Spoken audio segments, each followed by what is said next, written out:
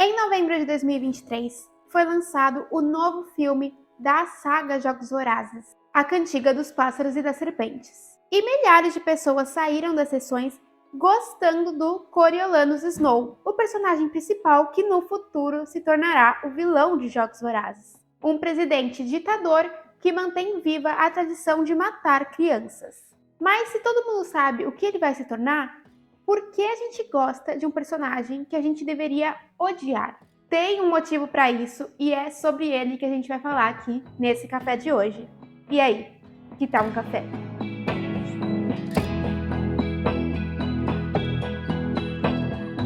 Oi, para quem não me conhece, eu sou a Nath.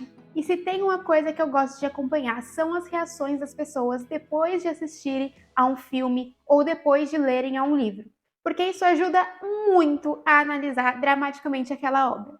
E a minha última experiência foi com A Cantiga dos Pássaros e das Serpentes, né? O último filme da franquia Jogos Vorazes. Eu fui uma das pessoas que leu o livro lá em 2020, quando ele foi lançado, né? E mesmo assim, eu fui impactada pelo filme de uma maneira estranha, digamos. Isso porque eu fiz parte de uma das milhares de pessoas que saíram da sala de cinema admirando, até gostando do Coriolanus Snow, o personagem principal, o jovem que se tornará o presidente Snow anos mais tarde. E tem muita gente falando, mas vocês entenderam o filme errado, vocês são os maníacos por gostar de ditador, etc, etc, etc. E se você tá falando isso, bora assistir o filme de novo?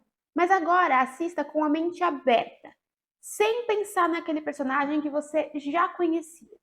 O jovem Coriolanus Snow é o protagonista desse filme. E o que a gente precisa fazer para que um filme, para que uma história seja um sucesso?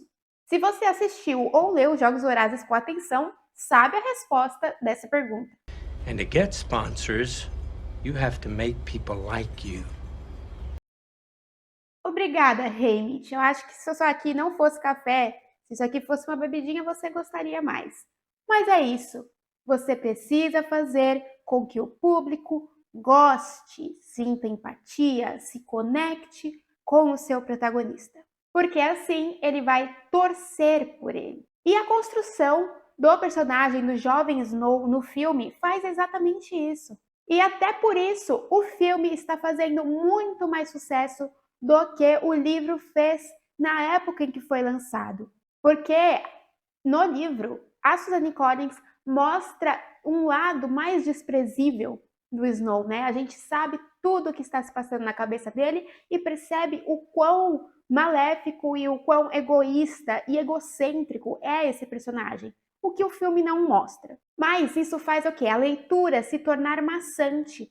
Eu lembro lá em 2020 de muita gente abandonando o livro, não gostando do livro. Mas é claro que eu não vou gostar do livro se eu não gosto do personagem principal.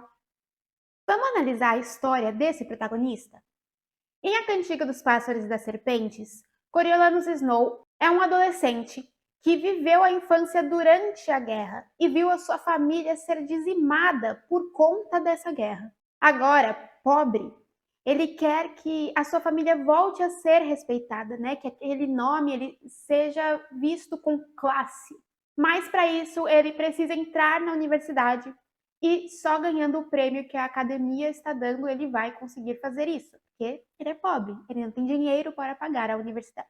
Ao longo do filme, a gente vê que ele vai fazer de tudo para conseguir alcançar esse objetivo, de entrar na universidade e ser reconhecido por todos, né, pelo seu mérito. E eu acho que essa é a palavra que pega aqui, mérito. Esse personagem mereceu o prêmio que ele ganhou, ponto final. E é aquilo, né? Os meios não justificaram os fins, tá? Mesmo assim, o fim foi aquilo que ele desejou desde o início, né? Desde o começo a gente sabe o que ele quer e no final ele conseguiu o que ele queria. E a gente tem muito isso de lutar pelos nossos sonhos, né? Lutar pelo que a gente quer. E foi isso que o protagonista fez em cada um de seus passos em A Cantiga dos Pássaros e das Serpentes. O roteiro do filme e do livro, ele segue uma estrutura básica de jornada do herói com um arco dramático negativo. Eu já falei sobre esse arco dramático nesse vídeo aqui. O que a gente vê é uma tragédia, e é uma tragédia onde a gente é empático com esse protagonista. Um outro ponto que é importante falar quando a gente analisa essa história é que nós vivemos em tempos de suposta paz. Não entendemos como que fica a cabeça de alguém quando essa pessoa cresce durante uma guerra, quando ela passa, quando ela luta em uma guerra. A gente só pode imaginar, né? Mas por isso a gente já cria uma empatia. É uma empatia gerada por pena mesmo. Então, no meio do filme, a gente já sentiu pena, orgulho e estamos torcendo ali pelo protagonista, se você está assistindo o filme com a mente aberta.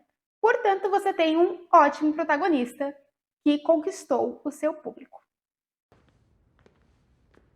E, sinceramente, se logo no começo da história você já conseguiu construir essa pequena que seja empatia do seu público com o seu protagonista, ele tem que fazer uma coisa extremamente terrível para que o público odeie ele, para que não gostem dele. E não, matar crianças nos Jogos Vorazes não é terrível o bastante. Ele não conhece aquelas crianças e elas estão no caminho para que ele consiga o objetivo dele. Não, matar o amigo Sejanus não é o bastante para tirar a nossa empatia. O Sejanus, ele é inconstante. Não dá para você confiar qual vai ser o próximo passo dele. E, sinceramente, o Córeo nunca gostou dele de verdade, né, gente? Isso fica bem claro, inclusive, no filme. Nessa história, a única maneira da gente perder a empatia pelo Snow, construída no primeiro ato, seria se ele matasse a Tigris, que é a prima dele, né? Ou a avó dele. Porque são duas pessoas que o público também acaba se conectando, porque elas também gostam e cuidam do Coriolanus. E, sinceramente, tá? Esse seria o modo correto de terminar esse filme, o modo correto de terminar esse arco dramático, porque mostraria que o Coriolanus foi totalmente corrompido, né? E seria uma tragédia completa, né? Esse seria o modo certo, porém, isso é papo para um outro vídeo. Por isso, você que saiu do cinema gostando do Coriolanus Snow, sentindo algo positivo em relação a esse personagem, pode ficar tranquilo, você não é um psicopata. Na verdade, você é uma pessoa muito sensível, que conseguiu captar essas nuances em uma obra de arte, em uma obra cinematográfica. Eu amo cinema. Se você quer ver mais análises como essa por aqui, não esquece de deixar o like nesse vídeo e compartilha ele com aquele amigo ou aquela amiga que saiu do cinema gostando desse personagem, que é vilão ou é mocinho. Tanto faz, ele é o protagonista. E aqui eu vou deixar linkada a live em que eu leio e analiso o primeiro capítulo do livro. Eu acho que você pode gostar dela. Até a próxima e que a sorte esteja sempre em seu favor.